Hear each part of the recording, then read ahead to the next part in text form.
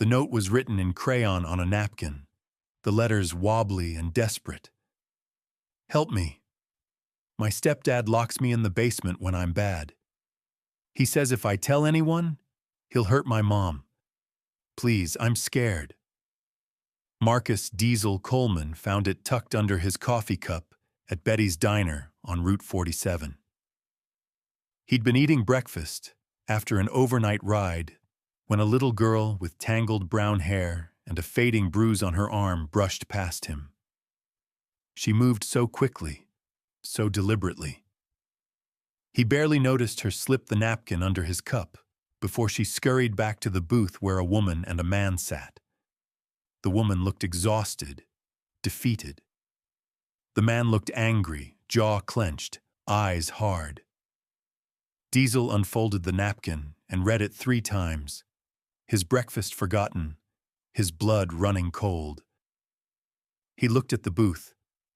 The little girl was staring at him with wide, terrified eyes. She was maybe 9 years old, wearing clothes too big and too dirty. When the man turned to look at what she was staring at, she immediately looked down at her pancakes, her whole body tensing. The man's name tag read Derek Walsh. Diesel memorized the face, memorized the license plate of the beat-up Ford Explorer parked outside, memorized every detail because he knew, deep in his gut, that this child was telling the truth. He waited until the family left, watching Derek grip the girl's arm too tightly, watching the woman walk 3 steps behind like a prisoner, before pulling out his phone. Tank, we've got a situation. Child abuse. Bad. A girl slipped me a note. Says her stepdad locks her in a basement. I've got a plate number and a name. I'll call Snake. Get him to run the info. Where are they now? Diesel was already walking to his Harley. Heading east on 47, I'm following. Don't do anything alone. Wait for backup. Just tracking. But Tank, this kid is terrified. If she's telling the truth, we can't wait. We won't. I'm mobilizing the chapter. Diesel followed the Explorer, keeping 2 cars back. 40 minutes later, it pulled into a driveway of a run-down house on Oak Ridge Road, surrounded by woods. No neighbors for a mile. Perfect place to hide abuse. Diesel rode past without slowing, memorizing the address. Then he parked half a mile down and waited. Snake called back fast. Derek Walsh, age 38, 3 priors, domestic assault, meth possession, drunk and disorderly. CPS investigated twice, both closed with no findings. The girl is Chelsea Morgan, age 9. Her biological father is deceased. So the system failed her. System always fails them. That's why they're reaching out to us. 20 minutes later, 15 motorcycles pulled up. Iron riders from 3 neighboring towns. They'd dropped everything when Tank called. Tank dismounted. What's the plan? We need evidence. A napkin note isn't enough. We need proof of what's happening in that house. Breaking and entering is illegal, even for us. I know, but watching isn't. And if we see something through a window that requires immediate intervention, then we're witnesses. That's legal. They waited until after dark. 15 bikers spread out around the property, watching from the woods, silent and invisible. Diesel and Doc approached the house carefully, staying low, moving through shadows.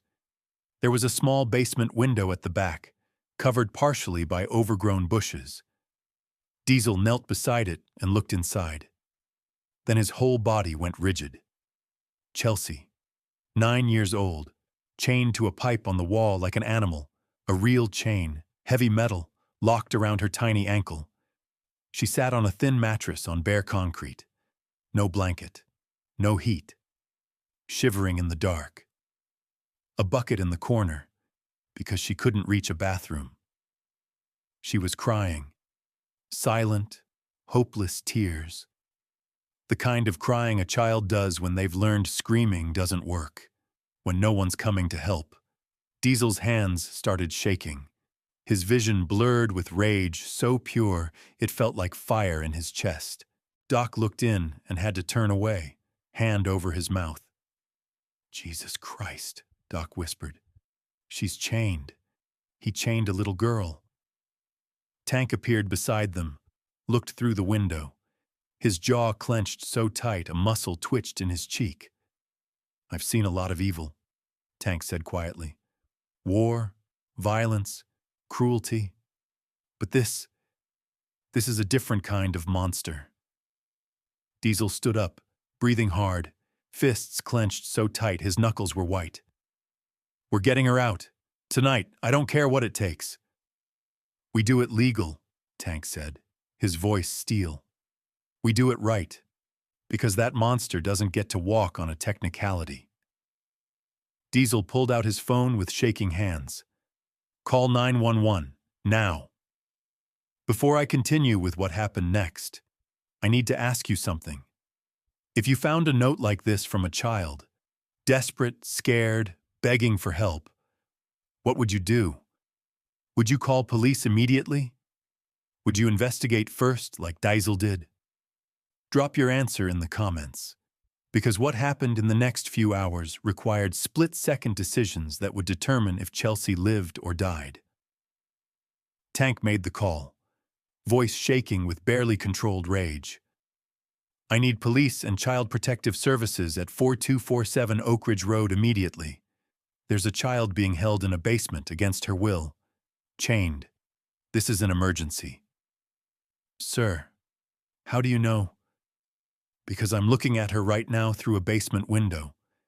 She's 9 years old, chained to a pipe, sitting on concrete in the cold. Send someone. Now." They waited. 15 bikers in the woods, watching the house. If Derek tried to move Chelsea or hurt her before police arrived, they'd intervene. Law be damned. Police arrived in 40 minutes. 2 patrol cars, officers Sarah Martinez and James Rodriguez. Child Protective Services agent Linda Chen arrived separately. Diesel met them in the driveway. "I'm Marcus Coleman. I made the call. The child is in the basement, chained to a pipe. Her stepfather is Derek Walsh. He has priors for domestic assault." Officer Martinez's expression hardened. "You saw this yourself?" "Yes, ma'am. Through the basement window. She slipped me a note this morning begging for help." He handed over the napkin, preserved in a plastic bag. Officer Martinez read it, and her jaw tightened. "Stay here. We're going in." Derek Walsh answered the door with a beer in his hand and immediate hostility. "What the hell do you want?" "Mr. Walsh, we have reports of a child in distress. We need to check on Chelsea Morgan." "She's fine. She's asleep. You got a warrant?" "We have probable cause. Step aside or you'll be arrested for obstruction." Derek's face turned red. "You can't just—" Officer Rodriguez pushed past him. "Where's the girl?" "In her room." "Which room?" Derek hesitated too long. Officer Rodriguez found the basement door, locked from the outside. He kicked it open and went down the stairs. What he found made him radio for an ambulance immediately. Chelsea was removed from the house in an ambulance. Malnourished, dehydrated, bruised, terrified. She wouldn't speak, just stared with empty eyes. Derek Walsh was arrested and charged with child abuse, unlawful imprisonment, and aggravated assault. Bail was set at $100,000. He posted it within 3 hours. When Tank heard this, he made calls.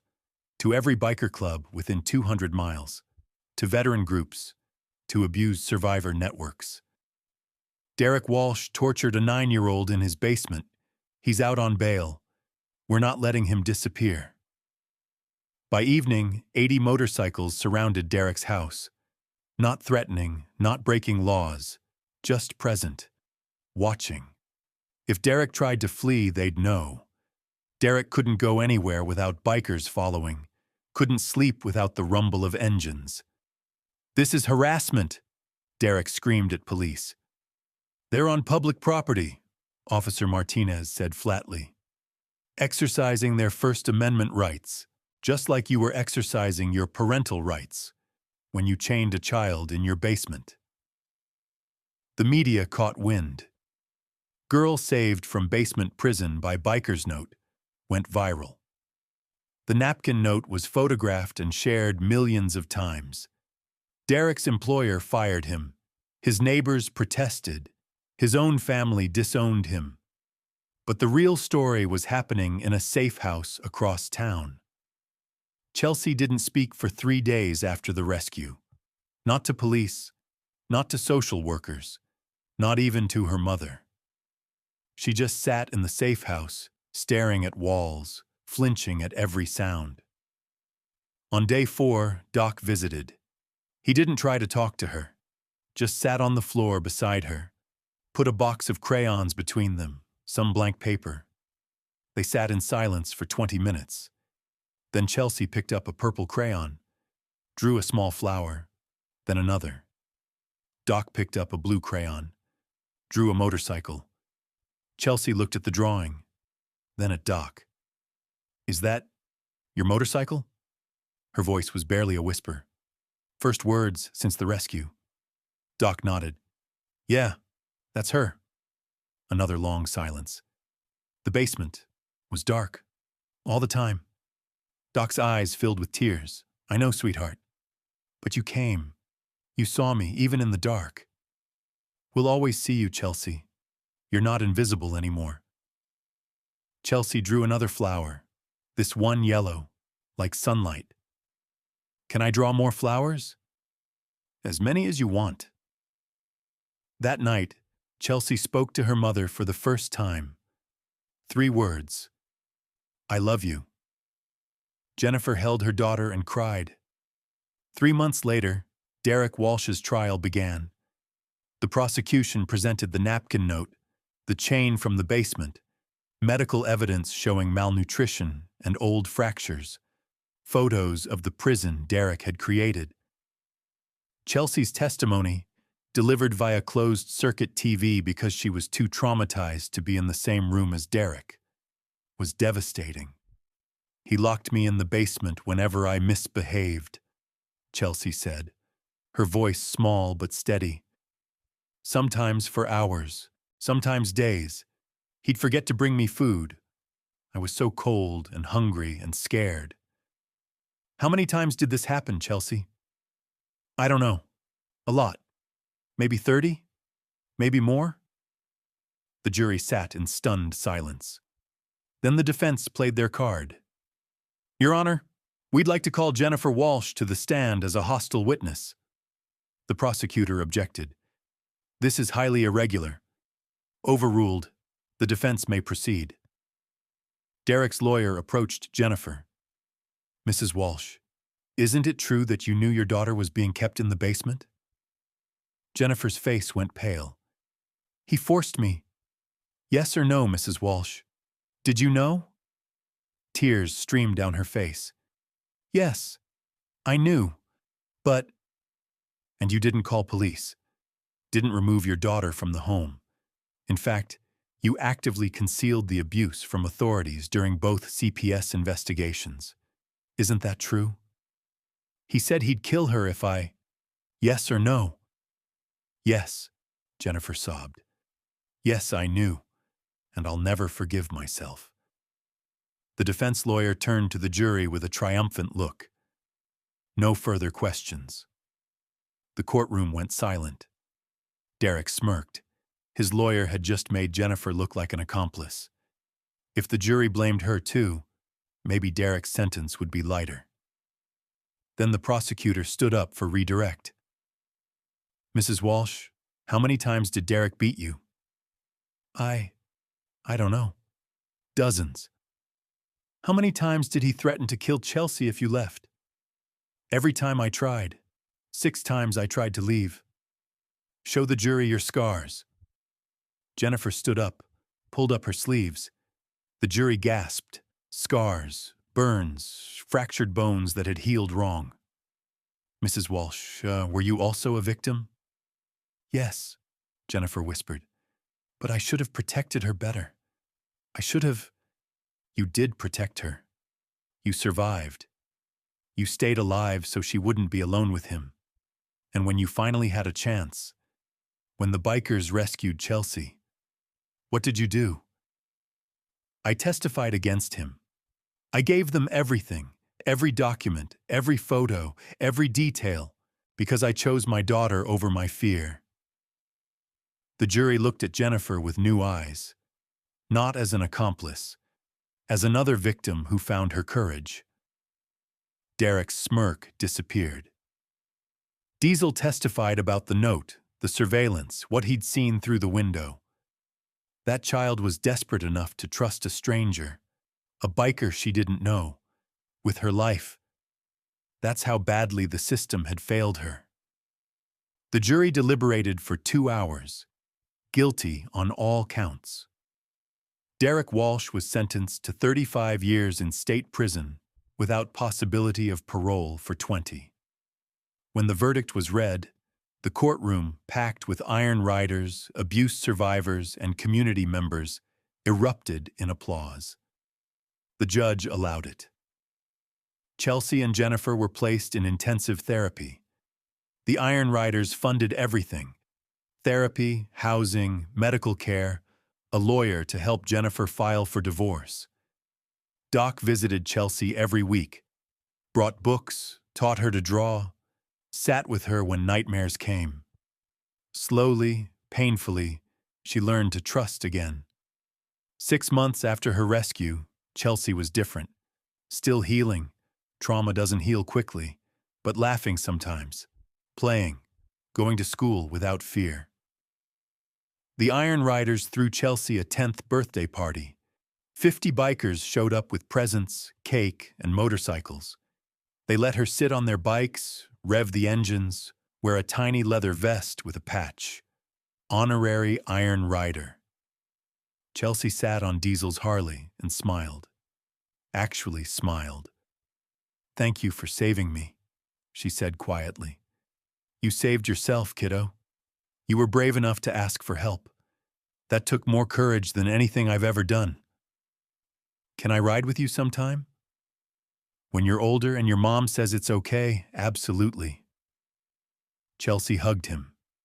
This tiny, broken child who'd been chained in a basement now felt safe enough to hug the scary-looking biker who'd saved her. 5 years later, Chelsea stood at a national conference on child abuse prevention. Diesel sat in the front row, 20 other Iron Riders beside him. "My name is Chelsea Morgan," she began, her voice strong now. "When I was 9, I was kept in a basement, chained, starving, terrified. The system had been called twice. Nothing happened. Then I met a biker at a diner. I wrote a note. He saved me. His whole club saved me." She looked at Diesel. "I'm here because of people society tells us to fear. Because sometimes the scariest-looking people are brave enough to do what's right when everyone else looks away." Standing ovation. After, she found Diesel. "I started a program, the Napkin Project. We teach kids how to ask for help. Restaurant workers how to recognize signs. In 3 years, we've saved 47 children." Diesel's eyes filled with tears. "I'm so proud of you, kiddo." Derek Walsh sits in prison. He'll be eligible for parole when he's 73. The Iron Riders have promised to attend every parole hearing. Chelsea Morgan was 9 when she asked a scary-looking biker for help. She's 15 now, breaking chains for other children. The napkin note hangs in the Iron Riders clubhouse. Below it, Chelsea's note. "Sometimes the bravest thing a child can do is ask for help. And the most important thing we can do is answer." If this story reminded you why we must never look away from suffering, hit that like button. Tell us in the comments. Have you ever seen signs of abuse and not known what to do? Have you ever been that person who intervened? Subscribe to hear more stories about ordinary people who refused to ignore evil when everyone else looked away. These stories save lives, and they need people like you to share them. Sometimes heroes wear leather and ride Harleys. Sometimes victims save themselves by trusting strangers. Sometimes a crayon note changes everything. Chelsea went from a chained prisoner to a woman who saves children. 47 lives saved because she turned her trauma into purpose. That's what courage looks like. That's what happens when good people refuse to ignore evil.